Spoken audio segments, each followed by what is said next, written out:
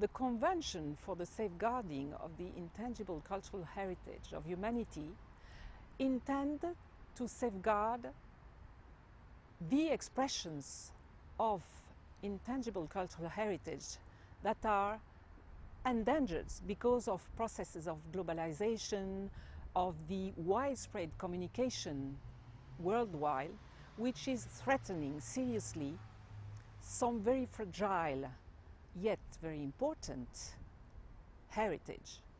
So UNESCO, because it is in charge of safeguarding intangible heritage and the rest of heritage, has elaborated this convention that is aiming to help the states to take the appropriate measures at the national level, but also to inscribe elements on the list, like on the World Heritage List, in order to show and to safeguard these elements.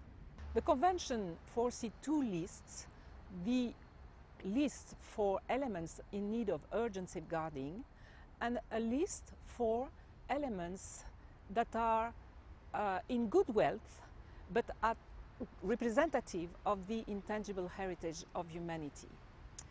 The main list is, of course, the most important list is, of course, the urgent safeguarding list. The states are inscribing by themselves, are proposing by themselves elements that they feel deem the attention of the international community. They foresee safeguarding plans, but they very often need the mobilization, including by funding, of the international community. The second list intends to raise awareness about the importance of intangible cultural heritage. The young generation are very much targeted with this list because they must understand that they are the ones that are going to ensure or not the vitality and transmission of these elements to the next generations.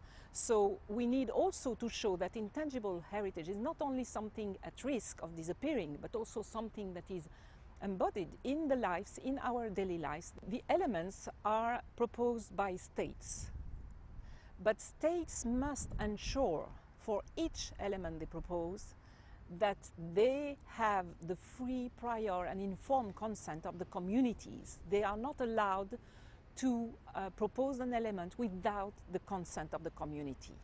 Moreover, they need to ensure the full participation of the communities in the safeguarding plan. Now, those who decide are 24 state parties elected by the General Assembly of State Parties, those that ratify the convention. They are elected every 2 years, 24 members. They are sitting in a committee and they are those who decide. To decide to inscribe an element, they must comply, the element proposed, the nomination must comply with very, very precise criteria that are different from one list to another. And the committee must ensure every criteria is met. If only a single criteria, for example, if the informed, free and prior consent of the community is not demonstrated appropriately, an element can be rejected. So the elements are not inscribed only if they are intangible cultural heritage. That is the first criteria, of course, but it is not the only one. There are 5 criteria for each list.